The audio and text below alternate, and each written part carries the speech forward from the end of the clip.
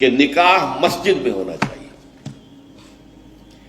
یہ بات جو ہے شروع میں تو لوگوں کو عجیب سی لگی، لیکن جو دلائل میں نے دیے وہ اتنے کنونسنگ تھے کہ الحمدللہ اس کو تو لوگوں نے بہت جلد قبول کر لیا۔ ہمارے لیے سب سے بڑی دلیل کیا ہے کہ حضور کا قولی حکم ہے،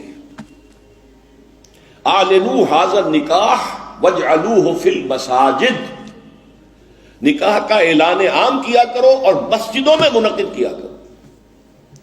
یہ جامع ترمذی شریف کی روایت ہے، اگرچہ ٹھیک ہے علماء کا کہنا یہ ہے کہ یہاں جو وجعلوہ جو فعل امر ہے یہ وجوب کے لیے نہیں ہے، استحباب کے لیے ہے، لازم نہیں ہے۔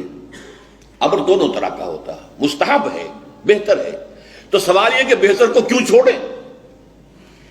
جس کو محمد رسول اللہ نے بہتر قرار دیا ہو اسے کیوں چھوڑیں؟ کس دلیل سے چھوڑیں؟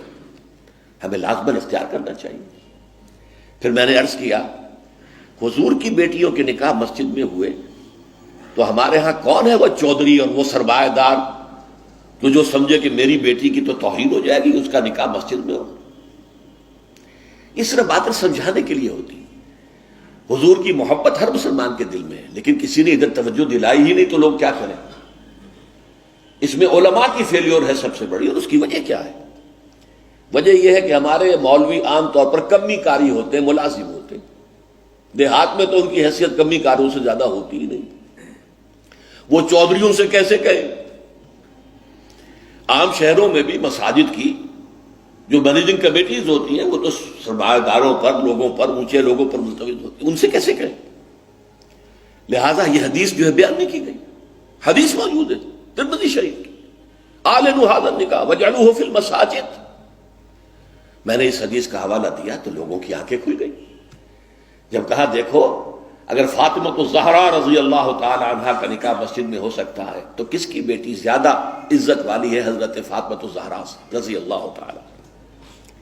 تیسری بات میں نے اور دی دلیل، اور اس میں غیرت کو ابھارا کہ دیکھو عیسائیوں نے اب تک اپنے چرچ اور اپنے پادری کی یہ عزت برقرار رکھی ہے۔ ان کی شادی چرچ میں ہوگی، کہیں نہیں ہوگی۔ پرنس ہو وہیں جائے گا۔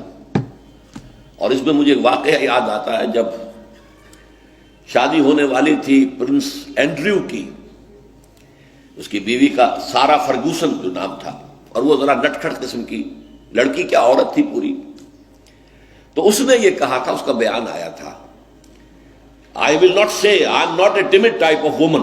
I won't say I will obey him.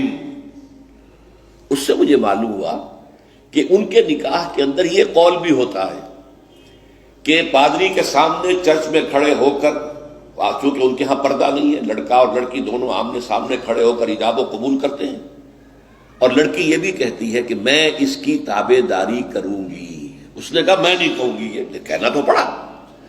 اس کے بغیر وہ پرنس اینڈریو کی دلہن نہیں بن سکتی تھی، شادی جو ہے وہ تو بہرحال چرچ میں ہوئی۔ ہمارا مولوی بیچارہ بغل میں دبا کر وہ رجسٹر اور بیٹھا سوکھ رہا ہوتا ہے، بارات تو ابھی آئی نہیں ہے، 2 گھنٹے گزر گئے، بیٹھا ہوا۔ یہ اس کی حیثیت ملازم کی۔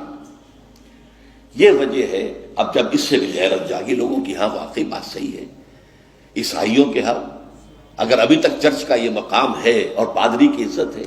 چوتھی دلیل میں نے اور دی، دیکھو نکاح سے کیا ہوتا ہے کہ ہمارے اس معاشرے میں ایک نئے خاندان کی بنیاد پڑتی ہے، اس کے لیے دعا کرنا، خیر، برکت، بھلائی، سعادت، یہ اس نکاح کا جز ہوتا ہے۔ لکھتے بھی ہیں کہ دعا میں شریک ہو۔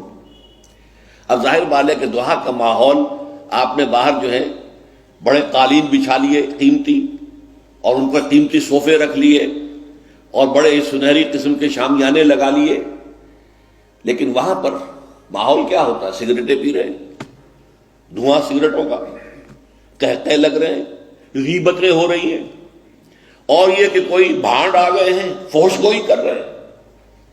اس حال میں کوئی شخص جو ہے کونے میں بیٹھے ہوا مولوی صاحب جو من من من من من کر کے وہ کچھ پڑھتے ہیں اور کہتے ہیں دعا کر لو۔ اب دعا کیا خاک کر لو؟ دعا کے لیے ماحول ہوتا ہے، دل کی آمادگی ہوتی ہے، ذہنی اور نفسیاتی تیاری ہوتی ہے، تب دعا ہوتی ہے۔ یہ ماحول ہمارا اس میں ہم نماز کے لیے جمع ہوئے ہیں، جمعے کے لیے جمع ہوئے ہیں، مسجد ہے، پاک ماحول ہے، لوگ اپنی اپنی حد تک اچھے کپڑے پہن کے آئے ہیں، اور اس کے اندر عطر بھی لگایا ہے۔ حضور کی سنتیں ہیں یہ، اس طرح جمعے کی تیاری کیا کرو۔ اس ماحول کے اندر کوئی دھواں نہیں ہے سگریٹ کا، کوئی قہقہ نہیں ہے، کوئی غیبتیں نہیں ہو رہی ہیں، کوئی بکواس نہیں ہو رہی ہے، یہاں دعا کا ماحول ہے۔